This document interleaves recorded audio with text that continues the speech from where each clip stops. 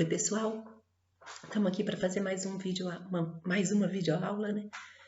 Hoje a gente vai tratar do tema da liberdade, mas de uma maneira assim muito particular, porque eu pensei muito em qual seria o texto usado para a gente introduzir essa temática da liberdade no nosso contexto e do nosso curso, né? Que é pensar em alguns conceitos que são essenciais, conceitos fundamentais para esse campo das psicologias humanistas e existenciais. E aí eu achei que para um primeiro contato seria interessante a gente ler o relato do Viktor Frankl, da sua experiência no campo de concentração. E talvez vocês estranhem um pouco, porque ali a gente não vai estar lidando diretamente com muitos conceitos, é só alguns trechos curtos do relato que vão tratar diretamente da questão da liberdade e um item específico, uma coisa que dá uma página e pouco, onde ele vai realmente falar diretamente do que ele chama de liberdade interior. Mas eu acho que quem conseguiu ler toda a primeira parte do livro percebe que em vários outros momentos ele já introduz esse tema e depois ele desenvolve um pouco também, depois da sessão realmente intitulada Liberdade Interior, e a gente consegue aqui realmente ter uma experiência, né, uma vivência de como a liberdade é ali quase que descoberta, percebida por ele naquela situação tão avessa, né, tão contrária ao que a gente espera de uma existência humana digna e tudo mais. Mas, então, antes de entrar diretamente no tema, eu só falar um pouquinho do Frankl. Ele é um psicólogo, né, alemão.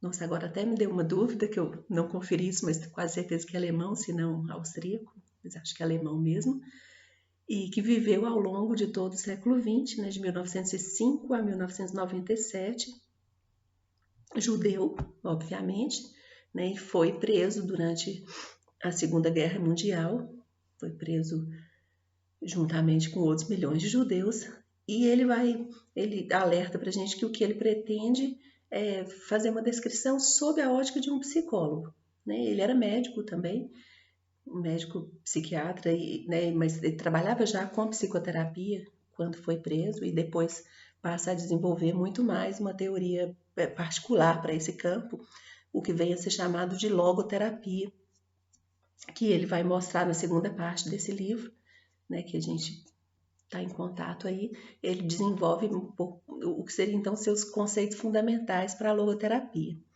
Mas na primeira parte do livro ele vai fazer esse relato e a perspectiva então é a perspectiva de um psicólogo, por isso, né, o livro se chama Em Busca de Sentido, um psicólogo no campo de concentração.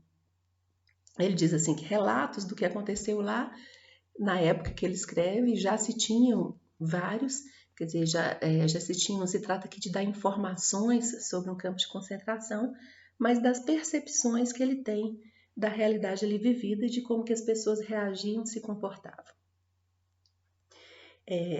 Esse relato dele ficou muito conhecido, então o Em Busca do Sentido é um livro muito lido, muito vendido, algumas décadas depois da sua publicação, né, ele realmente foi extremamente divulgado e recebido, né, pelo público, e acho que ele é lido até hoje, porque realmente traz uma experiência muito particular, muito interessante e que gera pensamento, gera para nós uma reflexão importante e interessante sobre a liberdade. No nosso campo aqui, né, da psicologia humanista existencial, a gente vai ver muitos outros teóricos falando sobre a liberdade. O Rolomei é uma figura importante, não sei se vocês lembram dele quando a gente leu lá o livro do Adriano Furtado, tinha referências a ele, né, um psicólogo estadunidense, mas com muita leitura dos filósofos da existência. E ele trata muito diretamente o problema da liberdade. E vários outros, quer dizer, vocês lembram que eu disse que isso, a afirmação da liberdade como sempre presente no ser humano, mesmo diante de todas as determinações, então a afirmação do ser humano como esse ser que não perde um espaço próprio de liberdade. Isso seria o grande, assim, a marca principal desse terreno das teorias humanistas existenciais em relação às outras, né?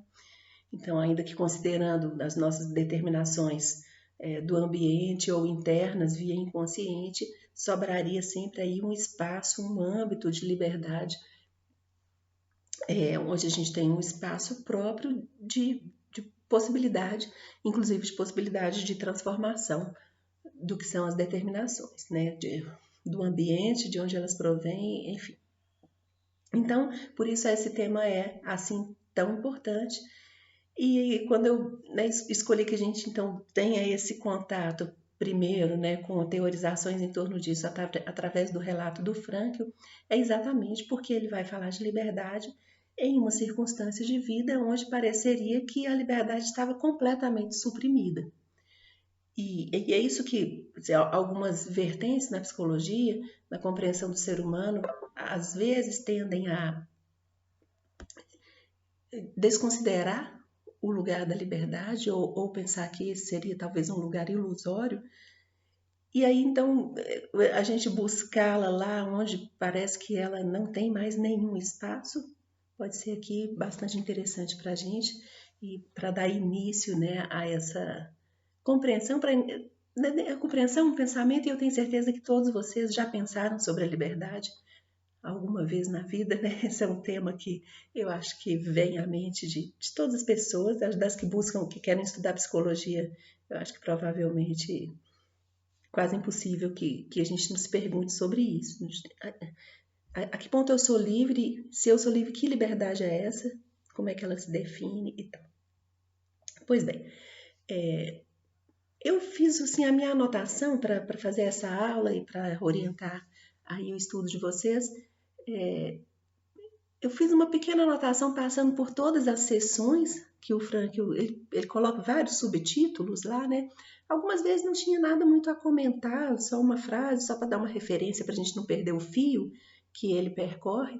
E vocês vão ver que há alguns títulos lá nas minhas notas de aula, todos eles estão em itálico e alguns estão também em negrito. Os que estão em negrito é os que têm mais conteúdo para o que a gente quer refletir. Se por acaso alguém tiver muito apertado, não estiver dando conta de ler tudo, pode ir seguindo por esses, pelo menos, né? Mas é uma leitura muito fácil de ser feita e muito rica, assim, né? Eu acho que quem começar a ler vai ter vontade de ler tudo, a não ser que realmente não tenha tempo.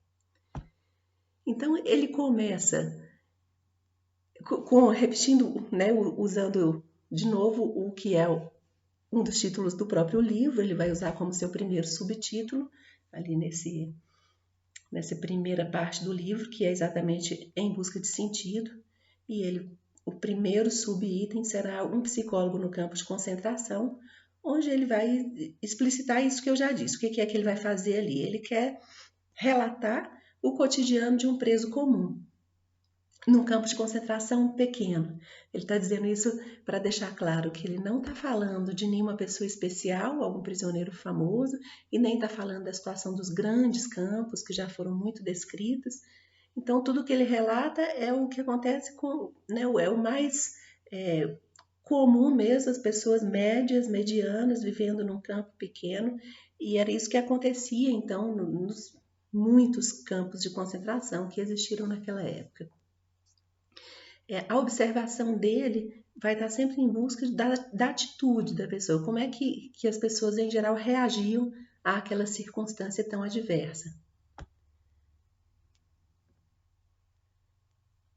Me ocorreu aqui agora uma dúvida, eu não sei se para todos vocês é claríssimo, né, o que é o campo de concentração. Então, eram os locais para onde eram levados os prisioneiros judeus e outros, né, ciganos, outro tipo de prisioneiro que teve, mas em sua maioria judeus, durante a Alemanha nazista, né, e durante o período da Segunda Guerra Mundial, onde eles eram campos de trabalhos forçados, então eles eram forçados a trabalhar o tempo todo, com alimentação reduzidíssima, castigos físicos constantes, torturas e morte constante também. A todo momento se fazia uma separação entre quem ia continuar vivo quem não ia continuar vivo. Então tinha as famosas câmaras de gás, para onde eles eram levados e morriam lá asfixiados, e outros tipos de morte também, ou deixados a morrer doentes nas enfermarias, enfim. O objetivo ali era gerar trabalho gratuito, exterminar os judeus em prol da sobrevivência de uma raça superior e única, né, que era o que o nazismo preconizava. Então, o Franco fica preso até o fim, né, da Segunda Guerra Mundial. Quando ele é liberto, é quando todos os campos são liberados mesmo. Então, ele fala de si mesmo, né, como ele é essa pessoa comum, ele é esse prisioneiro de quem ele quer contar, né?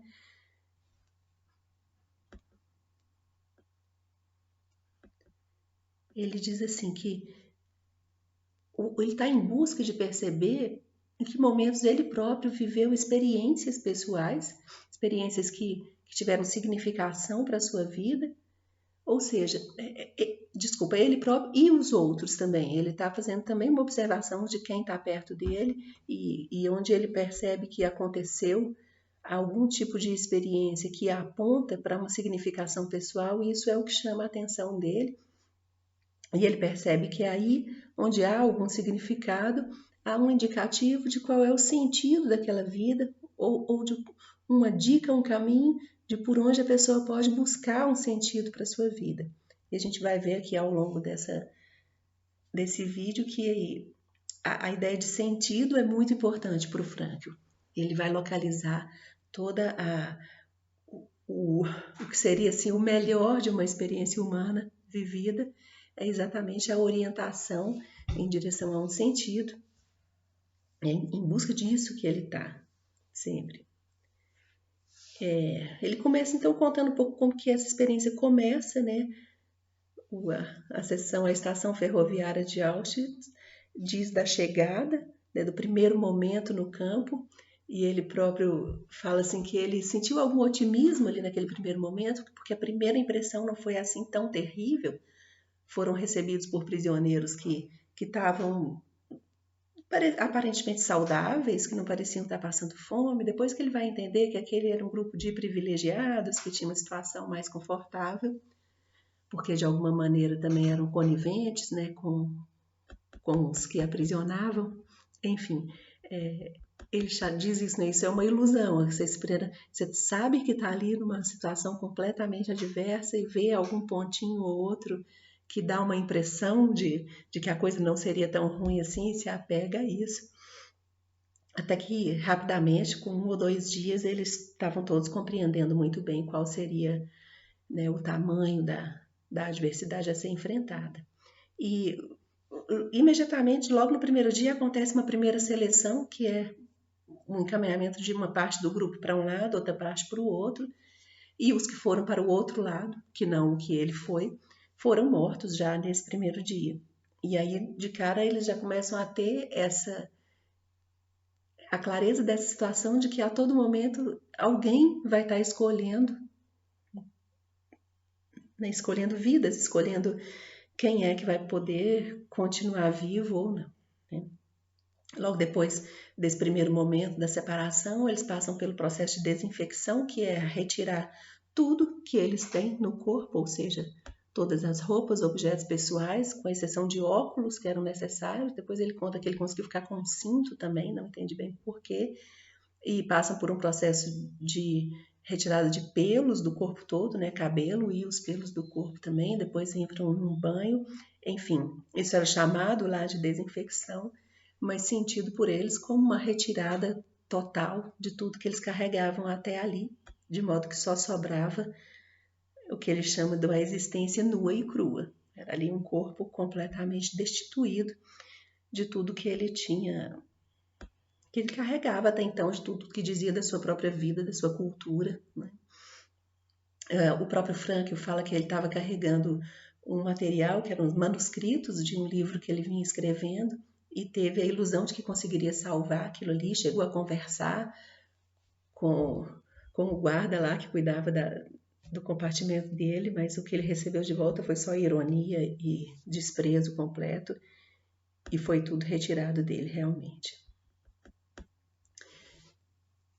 Logo no início também ele vai dizer, né, na sessãozinha chamada Entrar no Fio, que ele promete a si mesmo que não vai se matar, porque ele fala que a possibilidade do suicídio ronda a todos eles o tempo todo, porque quando fica muito claro qual é aquela situação, para muitos fica óbvio que aquilo que não vai ter saída, que eles estão ali para morrer mesmo, e enfim, eles tinham como suicidar, que era se colocar no arame farpado em torno do campo. O campo era sempre cercado por um arame farpado eletrificado. E quem se jogasse ali, né, morreria, né, eletrificado. E que muitos faziam isso. Bom, então o Frank ele sente que toma essa decisão, isso é para ele uma escolha logo ali no início e uma promessa a si mesmo de que não vai se matar, vai ficar ali entrando, deixando o destino o levar durante todo esse tempo. E depois ele começa a descrever um pouco quais são as reações emocionais que ele vê acontecer com mais frequência nesses primeiros dias. Ele fala de uma saudade insuportável, né, das pessoas queridas, das pessoas próximas, o nojo de tudo aquilo. Eles são obrigados a conviver com muita sujeira, inclusive, né, com os próprios dejetos e tal. Muito horror diante da situação da violência praticada contra os outros, contra eles próprios, enfim. Mas que rapidamente começa a vir um sentimento também de apatia, indiferença e insensibilidade. E algumas vezes um espanto com a própria insensibilidade. Ele vai dizer que essa insensibilidade parece surgir ali como uma couraça para que se suporte a circunstância, porque a coisa mais importante de todas passa a ser a sobrevivência. É preciso viver um dia atrás do outro, se mantendo vivo, suportando os trabalhos, a violência, a pouca comida. E, quer dizer,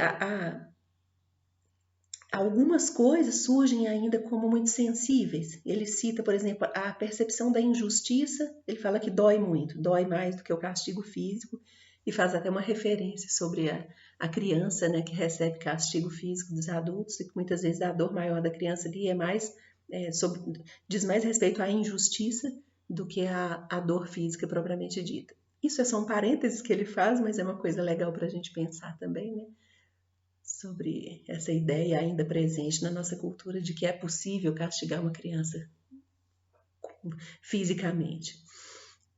Bom, ele só cita isso e não se detém, claro, ele está focado ali em outras questões. Ele fala também que o escárnio, né, a zombaria, a falta completa de respeito, de consideração pela subjetividade dos prisioneiros por parte dos carcereiros, dos guardas, né, que estão ali diretamente em contato com eles, é uma coisa muito dolorosa também. Ainda que a atenção esteja toda voltada para a sobrevivência, esses sentimentos, né, quando eles se veem colocados diante do escárnio do outro ou da injustiça flagrante, isso ainda gera indignação, né, desperta algum sentimento em meio à apatia e à insensibilidade, que são o que mais aparece ali nas pessoas. Fala também que os sonhos parecem regredir para essa esfera das necessidades básicas. Os sonhos mais comuns são os de satisfação, né? Sonho com comida, com cama confortável, coisas assim, é o que mais aparece nos sonhos dos prisioneiros. Essa ideia é dizer sobre o sonho com comida. Fala também de outra coisa, que ele fala assim, é muito difícil parar de pensar em comida. Alguns começam a querer isso, porque gostariam de conseguir pensar em outra coisa, mas o pensamento fica girando em torno da comida o tempo todo. Falam de comida e, ao mesmo tempo, fazem estratégias, né, para lidar com aquela comida racionada. Tem disputas do tipo, será que a gente deve comer tudo de uma vez ou guardar esse meio pedaço de pão para ser comido ao longo do dia? E cada um vai fazendo, né, o seu modo próprio de suportar aquilo. muito rapidamente eles se emagrecem terrivelmente, né? Então o corpo passa a ser um corpo desfigurado, quase não reconhecível, né, como ser humano. A sexualidade, ele fala que o desejo desaparece completamente diante dessa situação, né, de desfiguração corporal mesmo. A falta da comida gera uma ausência de outros apetites, né? Inclusive, a questão da insensibilidade aparece também, assim, da falta de empatia dos outros, não importa muito. Quando alguém tenta falar de um sentimento próprio, dificilmente isso vai ser escutado. E, curiosamente, ele fala que dois assuntos que continuam sempre muito atraentes e que chamam a atenção e envolvem o interesse de todos é política e religião. Ele vai dizer que a política é até fácil de entender, porque afinal eles estão ali por uma conjuntura política, né? E saber se isso mudou ou não, conseguir ter informações sobre o mundo lá fora se torna muito importante para eles. Ele fala que eles falam de política com muita frequência. E para alguns a religião passa a ser um assunto também muito atrativo. Ele vai dizendo que isso não vai acontecer com todos, mas para alguns, para quem isso acontece, passa a ser também um assunto constante e intenso, né? Acho que também é fácil de perceber isso, como a religião pode aparecer como uma saída aí, né? Uma saída para quem está lá naquela circunstância que parece sem saída. Ele chega a dizer que participou um dia de uma sessão espírita, mas ele não adere a isso, não acredita e confere outras explicações para aquilo que ele presenciou e tal. Bom, nesse ponto a gente começa a entrar em algumas sessões que se aproximam do nosso tema aqui, do que eu pretendo, que é exatamente, né, a percepção da liberdade que vai ser vivida aí ainda nessa circunstância toda adversa. Então, a sessão intitulada A Fuga para Dentro de Si começa a apontar para nós por onde é que o Frankl vai caminhar para falar, para finalmente mais para frente falar sobre a liberdade interior.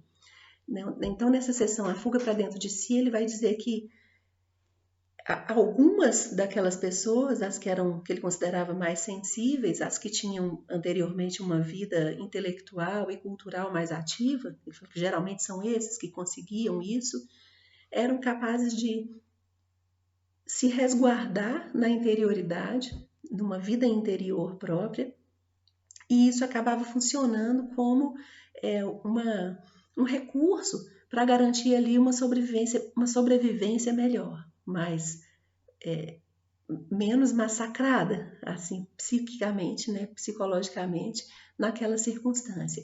Então, como se um mundo interior com mais espaço anímico, a gente pode falar, usando um vocabulário menos usual para vocês hoje em dia, eu acho, mas pode parecer que quem tinha mais alma, né, mais percepção de si mesmo na interioridade, acabava suportando melhor.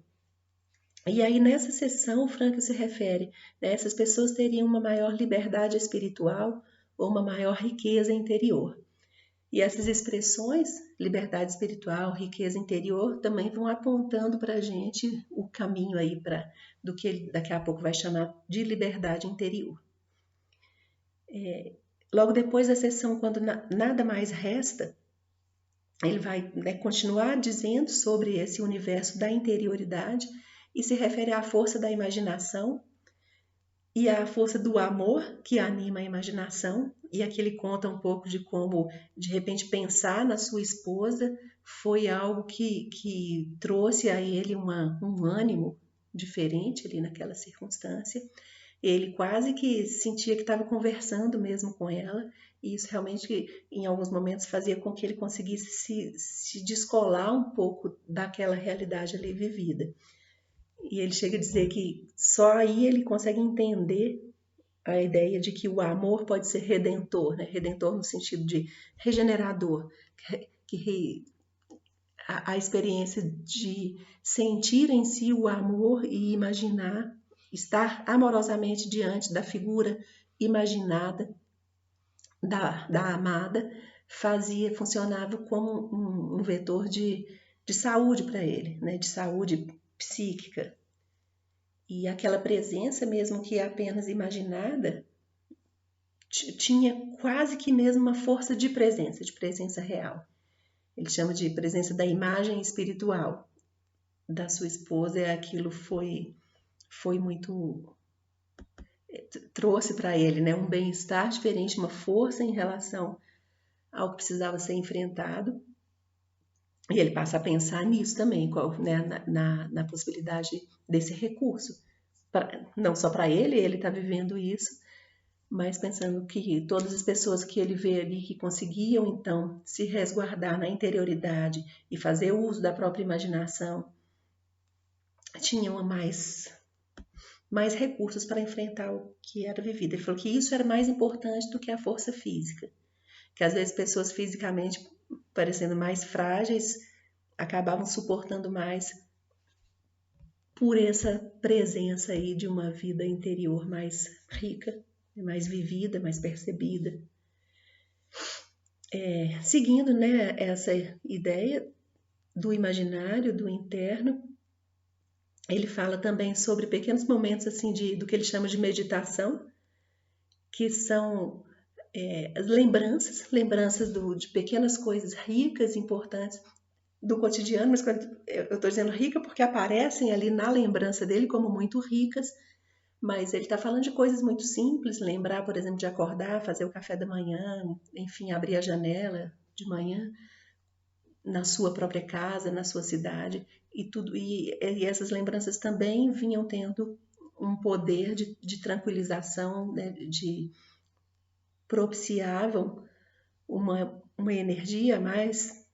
Ele não usa essa palavra energia, não, mas é um modo para a gente entender. Aquilo dava um alento e uma força a mais para garantir ali a sobrevivência dia a dia. Diz também que, apesar dele ter já falado da insensibilidade geral, mas ele conta de alguns momentos de sensibilidade à beleza, ao pôr do sol, a coisas que aconteciam ali que de repente um chamava a atenção do outro, chamava para ver alguma coisa que tinha acontecido, e, por exemplo, um pôr do sol, e aquilo também era revigorante para eles. Então, são esses pequenos momentos, né, de percepção de uma beleza ou uma lembrança que vem com uma força imaginária forte. Ele fala assim, isso era como a luz, né, uma luz surgindo no escuro, pequenos instantes ali que faziam despertar a interioridade e a vida mesmo, o desejo de viver. Fala sobre arte também, alguns grupos que faziam pequenas encenações, quer dizer, essa sensibilidade artística também ajudava. Fala também sobre o humor, que o estímulo ao humor tinha o seu lugar, né, em vários momentos. Conseguir, de alguma maneira, rir daquela situação era algo que também ajudava.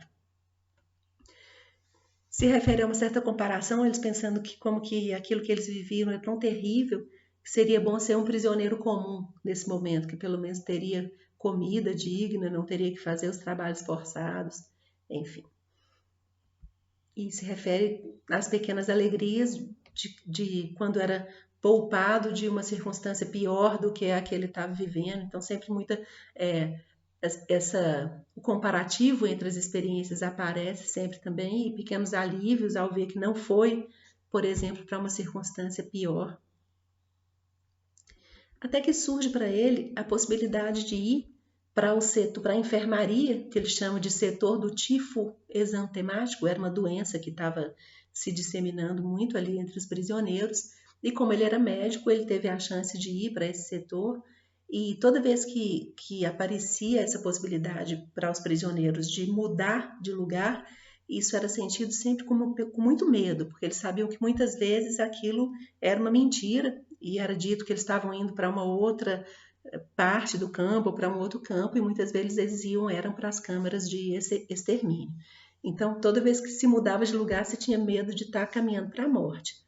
Mas ele aceitou isso, ele quis ir para esse setor, né, para essa enfermaria, e percebeu ali um sentido para ele, que era a possibilidade de ajudar com o que ele sabia, poder de alguma maneira exercer o seu conhecimento como médico.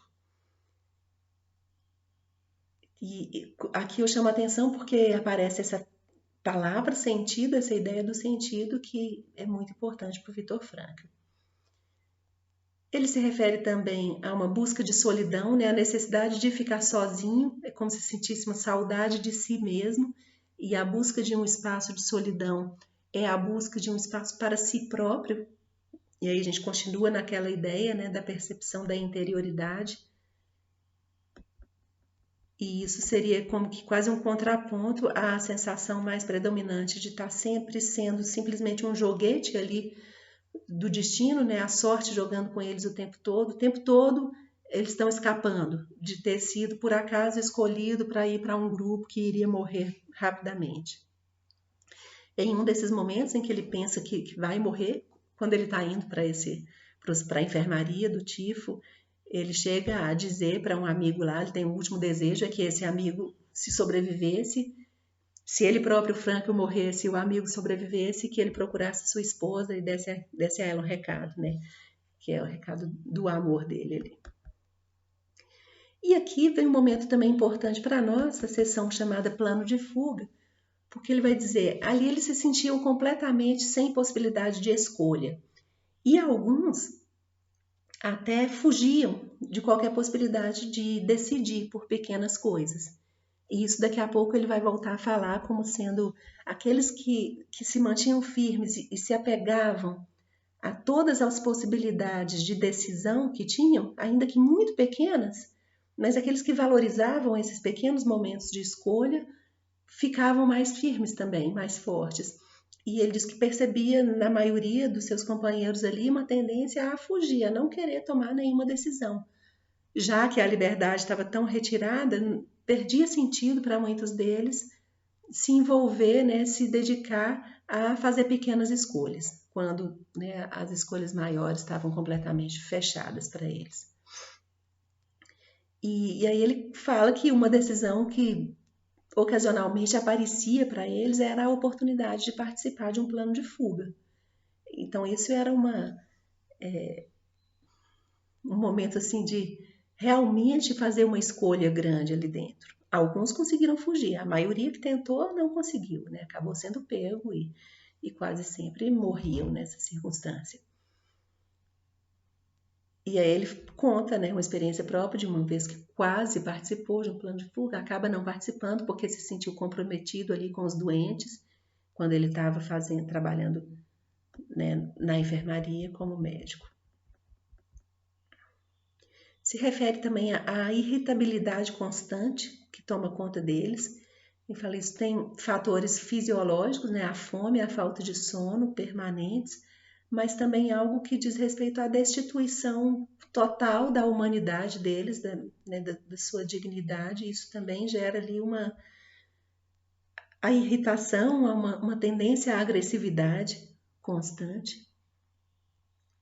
E aqui a gente chega no ponto, né, crucial aqui para o que eu gostaria que vocês percebessem, mas também entendendo que todo esse relato até aqui vai preparando esse terreno, vai apontando para o que é que ele quer dizer, e é a seção que se chama então a liberdade interior. Aqui, ainda que ele já apontou, né, para esse espaço da interioridade como o não atingido pelas circunstâncias, ou como o que pode, talvez, se manter não atingido, a gente tem, por outro lado, a sensação de que toda conduta humana é marcada pelas determinações do ambiente. Quem olha de fora a situação ali dos prisioneiros, vê que eles fazem o que são mandados fazer o tempo todo. Então, se há algum espaço ainda para a liberdade aí, ela só pode ser interior. Então, ele faz essa pergunta, haveria ali, nessa circunstância, toda dominada, toda controlada, onde os prisioneiros dependem absolutamente daqueles que os aprisionam. Haveria ainda aí alguma liberdade? E aqui ele usa pela primeira vez a expressão liberdade interior, ela sobrevive aí? Ou também as reações anímicas ou psíquicas, né, as reações internas, seriam também completamente determinadas pelo ambiente. Então aí ele vai contar que, pelo que ele viu, na experiência que ele viveu, ele afirma que presenciou várias pessoas que agiam de modo diferente, que não se se tornavam, porque a maioria delas acabava agindo num certo padrão. Esse padrão que ele foi descrevendo mais ou menos aí para nós ao longo das páginas anteriores. Mas alguns deles se mantinham muito aptos a fazer escolhas, aquilo que eu disse, muito firmes nas mínimas possibilidades que tinham de escolher. E, quer dizer, toda vez que eles tinham a oportunidade de tomar uma decisão, faziam isso, percebia algum nível assim, de sentido ao fazer alguma coisa, por exemplo, a ser aquele que ajuda o outro, que divide a própria comida quando acha necessário. Pequenos atos assim, ou que estão muito atentos às necessidades dos companheiros, que não deixam perder esse olhar, né, sobre o outro também, até para escutar um outro que queira falar de si, falar do seu sofrimento ali. E isso seriam então aqueles que conseguiam reagir de um modo diferente do que vinha se tornando um padrão. E aqui eu vou ler um trechinho da página 41, ele diz assim: sobre esses, né, que agiam desse modo. E mesmo que tenham sido poucos, não deixam de constituir prova de que no campo de concentração se pode privar a pessoa de tudo, menos da liberdade última de assumir uma atitude alternativa frente às condições dadas. Então, é isso, que as condições dadas não geram necessariamente a mesma reação por parte dos seres humanos. Ainda que essas condições sejam as mais limitadoras, o que faz com que a maioria tenha reações, se não iguais, muito parecidas, mas aparecem exceções, e daqui a pouco ele vai dizer, mesmo que a exceção fosse uma só, ela já diria para nós da existência, da possibilidade da manutenção da liberdade em um ser humano, mesmo quando tudo trabalha contra ela. E ele chega a dizer, e aqui é uma afirmação que a gente pode, né, pelo menos refletir sobre ela e pensar, será que daria, que realmente dá para a gente colocar as coisas nesses termos? Porque ele vai dizer que tem uma decisão fundamental colocada por trás disso tudo, que é a decisão entre se tornar o prisioneiro típico ou se manter livre internamente. E a gente pode se perguntar, será que isso é mesmo uma decisão? Ou isso diz respeito a circunstâncias, né, recursos que a pessoa tem ali naquele momento que permitem a ela se manter como não prisioneiro típico? E daqui a pouco o próprio Frankl vai desenvolver isso um pouco, pensando o que é que fazia com que algumas pessoas conseguissem se manter livres. Mas nesse momento aqui do texto ele diz, não, há uma decisão anterior aí, uma decisão fundamental. Eu sei que para mim mesma isso se coloca como uma questão, eu não sei se eu conseguiria chamar isso de decisão. Na sexta-feira, na semana que vem a gente pode conversar sobre isso, como que bateu para vocês essa ideia, se é possível mesmo pensar nisso como decisão, como escolha, ou se isso não é muito mais a presença de recursos próprios sobre os quais a gente também não tem controle. Eu não sei de onde vêm, por exemplo, os meus recursos. Eu não sei como eu agiria nessas circunstâncias, se eu teria força suficiente para me manter livre ou não. Enfim. Bom, mas de toda maneira ele segue com essa ideia, né, de que há ali uma escolha fundamental que é feita e que para aqueles que escolhem manter-se livre internamente, eles conseguem manter também a sua dignidade diante do sofrimento. Ele cita o escritor Dostoiévski, né, com a ideia de que nós precisamos ser dignos diante do nosso próprio tormento, né, enfrentar o próprio tormento com dignidade, isso diria de uma certa grandeza humana, e com isso se confere sentido ao que é vivido. Né? Percebe então como que a ideia de sentido se liga à ideia de liberdade. É o ser humano que mantém a sua liberdade que consegue conferir sentido ao que vive.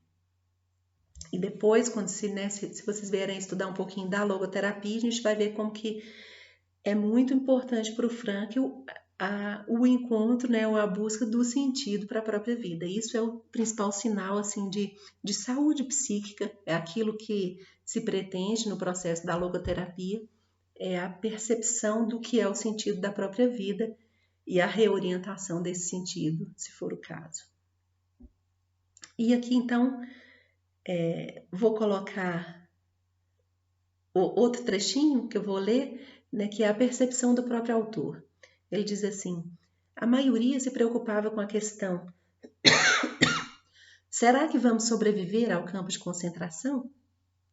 Pois, caso contrário, todo esse sofrimento não tem sentido. Em contraste, a pergunta que me afligia, né, ao Frankl, era outra: será que tem sentido todo esse sofrimento, essa morte ao nosso redor? Pois, caso contrário, afinal de contas, não faz sentido sobreviver ao campo de concentração. Uma vida cujo sentido depende exclusivamente de se escapar com ela ou não, e portanto das boas graças de semelhante acaso, uma vida dessas nem valeria a pena ser vivida. Vamos tentar clarear um pouco isso que ele está propondo aqui, que é a virada que ele faz no que ele percebe como o pensamento comum sobre o sentido. Então, ele diz, para a maioria das pessoas, aquele sofrimento todo iria ter algum sentido se ele saísse de lá, né? Se ele depois, com vida fora do campo, pudesse olhar para trás e encontrar algum sentido em função do fato de ter sido depois libertado. E aí o Frankl vai dizer assim, mas é como se você estivesse quase que fazendo uma negociação com o destino, né? Pensar assim, não, a minha vida vai ter sentido se eu conseguir mantê-la. E o Frankl diz, isso não pode ser um sentido mesmo para a vida. Eu acho que aqui a gente pode inferir que ele está apontando para a noção de que, de qualquer modo, nós vivemos com a perspectiva da morte colocada o tempo todo. Todos nós iremos morrer. Pode ser daqui a 30 anos, pode ser hoje. Enfim, o momento exato da morte de cada um, ele é desconhecido. E então ele vai propor radicalmente a noção de que é preciso perceber o sentido a cada momento, né? A cada realidade vivida. Então ele gostaria de encontrar ali um sentido para aquele sofrimento todo, não só o próprio, mas das pessoas ao redor, enquanto está lá. E não só pensar que isso vai fazer o sentido se eu sobreviver. Então a pergunta dele era, qual o sentido disso tudo aqui? Será que tem algum sentido? Porque ele pensava, se ele não encontrasse ali um sentido, nem faria sentido sobreviver. E aí a gente vai ver daqui a pouco que ele vai descrevendo isso que ele chama de sentido, não quer dizer necessariamente algo grande, algo que explicasse tudo aquilo, mas encontrar a cada dia uma orientação para a sua vida, um sentido para viver aquele dia. Nem que seja, né, pensar na próxima noite, como é que ele pode fazer agora para garantir que consiga dormir sem fome, por exemplo, sabe? E encontrando ou um gesto de ajuda que ele pode fazer para alguém, ou receber de alguém, ou uma lembrança que ele teve que de repente foi revigorante. Tudo isso são pequenos sinais do sentido e que vêm dessa possibilidade de movimentação interna e que provém aí do campo da liberdade. Então, é o sentir-se livre internamente que permite esses movimentos, até do próprio pensamento, esse movimento existencial da procura pelo sentido ali, onde aparentemente nada tem sentido. E aí ele se refere na próxima sessão, que as próximas sessões vão desenvolver um pouco mais essa ideia da liberdade interior. E ele vai falar sobre o destino, né? O destino é aquilo que não pode ser alterado. Vai pensar, assumir isso, assumir o que é o necessário na minha vida, aquilo que eu não posso mudar, assumir isso completamente, pode ser entendido como um dom, né? um presente. É diante dessa tormenta, é diante desse sofrimento que me foi colocado, que eu tenho a chance de me desenvolver, né, de me fazer como a pessoa que eu sou, porque é isso que é o meu destino, faz parte, afinal, do que eu sou. É com isso que eu preciso me construir e me fazer. E é nesse ponto aqui dessa sessão que ele vai dizer que bastaria um único exemplo para provar a existência da liberdade interior e a possibilidade de conferir sentido ao que é vivido, mesmo às circunstâncias de maior sofrimento. Percebam que liberdade e sentido estão associados um ao outro. Sem o movimento interno livre, sem a descoberta quase, ou a vivência, a experiência da liberdade interior, não há possibilidade de conferir sentido. Ou seja, conferir sentido é um movimento livre da pessoa humana. E aí ele começa a se perguntar, ele chama que a análise da experiência provisória. Experiência provisória é aquela lá do campo, né? Aquela experiência entendida como provisória. Aquilo não eles foram jogados ali naquela vida, essa vida não é fruto da escolha de ninguém. E eles sabem que aquilo vai ter um fim, mas não sabem quando. E aí, pensando nisso, né, é que ele começa a se fazer a pergunta: o que fazia com que alguns conseguissem manter viva a liberdade interior e outros não? Aí ele começa a tentar explicar por que para a maioria parece impossível a manutenção dessa liberdade ou a experiência dessa liberdade. E ele se refere a essa provisoriedade, né? Essa existência provisória na qual eles estão lançados ali era muito desconcertante, destruidora, porque sem saber quando seria o fim daquela situação, é como se as pessoas se deslocassem de modo a que elas não conseguiam mais fazer nenhum plano de futuro. O futuro ficava completamente sem possibilidade de prospecção, né, de pensamento, de imaginação, porque vocês nem conseguiam saber se sairiam dali e quando sairiam, como sairiam. E isso fazia como que um bloqueio anímico, né, um bloqueio psíquico, de modo que eles não conseguiam se apoiar num fim no sentido de objetivo, de meta, um sentido, né, pelo qual viver. Ele faz um jogo um pouco, né, pensando na palavra fim como final, mas também fim como objetivo, que sem saber quando seria o fim daquela situação, a maioria deles não conseguia também ter um fim, um propósito para a sua vida. E aqui ele começa a introduzir então o que é a sua ideia de que quem conseguia se manter livre era quem conseguia ainda ter um horizonte de futuro para frente. O sentido se liga, então, imediatamente a uma ideia de futuro. Nós precisamos do futuro, o futuro imaginado, o futuro como abertura para frente, como esse lugar para onde nós estamos caminhando, ainda que sem saber, né, que ainda com tudo de inconstante e imprevisível que ele traz. Aí vocês lembram que quando a gente falou sobre o Peirce na semana passada, ele enfatizava que precisamos viver o presente, né? E que o futuro amedronta exatamente pela sua abertura infinita, pela sua não previsibilidade. E aqui o Frankl parece estar dizendo outra coisa, né? Ele diz: não, o mais importante para a experiência humana é ter um futuro, é ter um horizonte de futuro. Sem isso, não é possível encontrar sentido e se perde o apoio. Ele usa essa palavra apoio. E você, o principal apoio da vida humana é uma meta, é um alvo, algo para o que viver. É um horizonte, é uma perspectiva do continuar. Porque se eu não vislumbrar o futuro, a vida se encerra. A gente pode pensar na experiência do suicídio nesse sentido, como ou uma não visão completa do futuro ou uma negação do futuro vislumbrado. Aí tem uma pequena seção que ele se refere ao Spinoza, que é um filósofo. Não vou entrar aqui em questões sobre a filosofia do Spinoza. Eu acho que a gente pode aqui, né, só prestar atenção no que o próprio Frankl vai dizer, que para aqueles prisioneiros, os prisioneiros que não sentiam a sua realidade vivida como completamente destruída no sentido assim de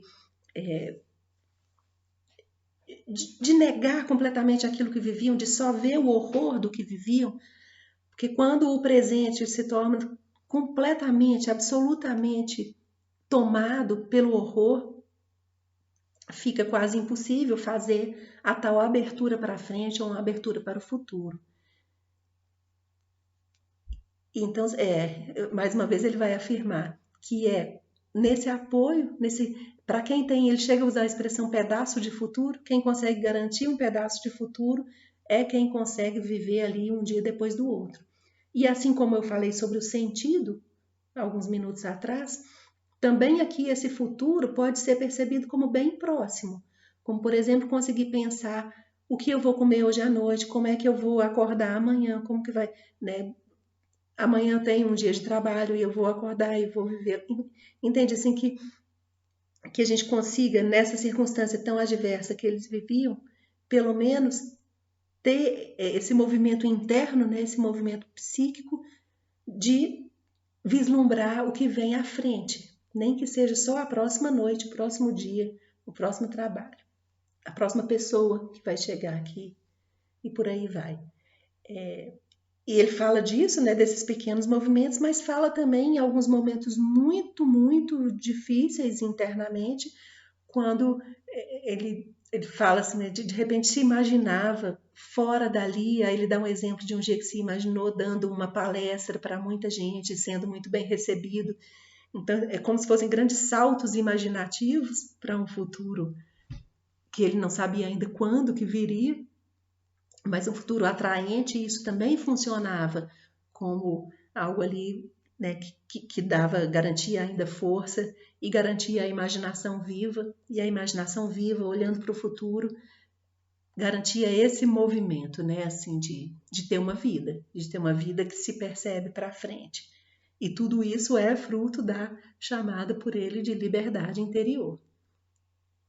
O que a gente está querendo dizer aqui? O exercício dessa liberdade interna garantia uma sobrevivência psíquica com mais qualidade, né, com mais energia, uma sobrevivência melhor dentro do campo de concentração.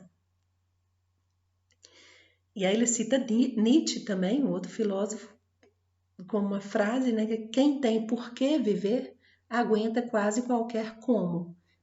Que ele está dizendo, então, quem tem um sentido, quem consegue conferir um sentido para a sua existência, ou para cada pedaço da sua existência, aguenta as circunstâncias, ou tem mais possibilidades de aguentar. E aí ele volta de novo para aqueles que não estão conseguindo. Então, para aqueles que perderam completamente esse horizonte futuro, o que pode ser feito? Como reagir a isso? Como encontrar, né, a possibilidade de refazer essa conexão existencial aí com uma ideia de projeto de vida que se lança para frente em movimento? E aí ele diz assim, cabe fazer a pergunta sobre o sentido da vida, mas não no sentido que se espere que a vida responda isso. Não é aquela pergunta quase lançada para um vazio, né? Eu perguntar para a vida qual é o sentido.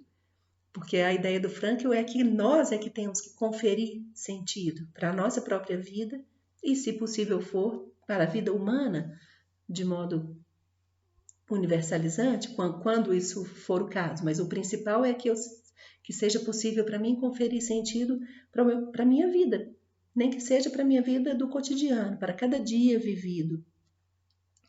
E aí ele diz que é como se invertesse a situação de modo a que é a vida que nos pergunta qual é o sentido e cada um de nós tem que responder a essa pergunta. O que a vida espera de mim? O que eu posso responder à vida? O que eu tenho como resposta a essa pergunta sobre o sentido? E aí ele diz, quando essa pergunta é colocada dessa maneira, isso põe a pessoa em condições de buscar pelo seu próprio sentido. Porque ela é forçada a fazer esse movimento interno, se ela de fato quiser, né, buscar uma resposta para essa pergunta. Então aí, obviamente, o sentido vai ser sempre pessoal. Não há uma resposta genérica. Eu, pessoalmente, posso até ter construir uma ideia de um sentido genérico para a vida. Em outro momento desse livro, mais para frente, ele vai dizer que essa resposta mais genérica, ela sempre está ligada a alguma religião. Não é preciso que todo mundo dê esse tipo de resposta, mas ela é possível no âmbito mesmo da pergunta de cunho religioso, né, que seria um orientador para a vida humana de forma universal. Mas isso não é o que mais importa. Para a vida de cada um, importa é que nós consigamos dar um sentido, uma resposta pessoal sobre o sentido da vida pessoal. E a luta ali, no campo de concentração, se a gente viu lá no início do relato do Frankl, é a luta pela sobrevivência, e que ele vai dizer, mas é também a luta pela sobrevivência psíquica. E a sobrevivência psíquica tem a ver com a capacidade de significar o que é vivido. E no caso ali, significar o sofrimento, porque o que eles viveram o tempo todo ali é sofrimento. Então, ressignificar de modo pessoal, conferir algum significado, ou seja, algum sentido ao que é vivido. Quem conseguia fazer isso tinha uma sobrevivência anímica ou psíquica muito mais potente, né? Muito mais firme do que os outros. E diante disso, né, ele coloca, é necessário coragem para o sofrimento. Coragem para realmente viver aquele sofrimento imposto, saber falar sobre ele também, não negá-lo, né? Enfim. E isso serve. Gente, tudo isso, a gente está falando de um sofrimento extremo, mas eu acho que, obviamente, a gente pode trazer todas essas reflexões para os nossos sofrimentos, para o sofrimento de cada vida. E uma outra coisa que ele aponta como sendo um fator de muita ajuda para a descoberta do sentido é pensar que tem alguma coisa ou alguma pessoa lá fora esperando. Alguma coisa, por exemplo, uma obra em andamento, algum projeto pessoal que precisa ser retomado só por você, né? Ele cita o exemplo de uma pessoa, um cientista, que tinha uma obra em andamento e era uma coisa que só ele poderia continuar a fazer e que essa pessoa, quando realmente conseguiu pensar nisso, se revigorou, encontrou mais força pessoal para continuar a vida ali dentro. Ou a lembrança, né, das pessoas amadas, de alguém que está lá fora esperando, um filho, um companheiro, uma companheira, enfim. Onde houvesse o amor, aí também é uma força que chama, né? E aí, por fim, a parte mais importante para o que para o que eu pretendia refletir com vocês nesse ponto já foi toda desenvolvida, mas tem ainda algumas últimas sessões onde ele fala algumas coisas, a importância de se dar um exemplo, ele conta um episódio que ele teve a oportunidade de falar para o seu grupo, ele teve um impulso para falar e aquilo foi muito positivo para quem escutou. Ele chama isso como fosse uma terapia médica da alma. Ele fala sobre os guardas, né, aqueles que, né, os carcereiros, sei lá como é que a gente fala, aqueles que tomavam conta deles, que eram agentes da Alemanha nazista, ali cuidando, né, dos prisioneiros, sendo violentos com eles, enfim. Mas ele vai dizer que aí tem uma pergunta sobre o mal, né, de como é que pode, o que faz um ser humano ser capaz de ser um agente de destruição em relação ao outro, mas ele vai falar também sobre as contradições, né? Que não se pode dizer que o prisioneiro era um anjo e o seu guarda um demônio, que nem sempre era assim, que ele encontrou humanidade também nas figuras dos guardas, e, enfim, que isso é mais problemático, né? Assim, do que a gente pode entender no primeiro momento. Depois ele conta um pouco sobre como foi a pós-libertação, né? Os primeiros momentos de um reencontro muito feliz com a liberdade, mas também dolorido, como ele chama de descompressão, que isso também não é fácil de ser vivido, e para cada um deles, cada um precisou de um tempo, ou menor ou maior, para conseguir de fato reentrar na vida comum. na vida desejada, na vida que eles tinham, né? Ele coloca que há sempre o risco de se tornar violento, a pessoa que foi violentada de uma tal maneira pode realmente começar a agir desse modo, e é preciso para cada um compreender que ninguém pode ser violento, nem quem sofreu as maiores violências. E que a questão do horizonte do futuro, da busca do sentido, da orientação da vida para um futuro, ela continua colocada, mesmo depois da libertação, e acho que isso está dizendo para nós que isso, né, essa necessidade humana do apoio no futuro, no apoio em uma orientação para frente, em um sentido que nos oriente para frente, essa é uma questão colocada para todos nós, sempre. Bom, era isso, pessoal. Espero que vocês tenham gostado dessa leitura, tirado algum proveito e não achado assim tão estranho, porque afinal de contas não é um texto teórico, né, de psicologia, é um texto para mostrar para a gente uma sensibilidade que vai perceber e apontar lá, quase que a gente pode dizer assim, a última morada da liberdade num ser humano, quando ela parece ter sido completamente morta e desaparecida, ela tem ainda um último recanto, né, onde ela pode sobreviver. Então, na terça-feira que vem, a gente se encontra para conversar sobre esse texto. Espero que... eu tenho visto um grupo muito pequeno comparecendo à conferência, eu sei que vocês estão muito cansados, que o nosso horário não ajuda, que é muito tarde, a conexão não ajuda, eu tenho tido muitas falhas aqui, não sei se isso está acontecendo com todos os professores, mas à noite realmente tem tido sempre muita dificuldade na conexão, mas com todas essas dificuldades a gente tem tido alguns momentos muito produtivos de conversa lá. Eu queria estimular um pouco que mais pessoas dessa turma compareçam às conferências. A gente vai ter aí as próximas 4 terças-feiras se encontrando para discutir os textos e comentar os vídeos e o material que eu estou deixando para vocês. Obrigada.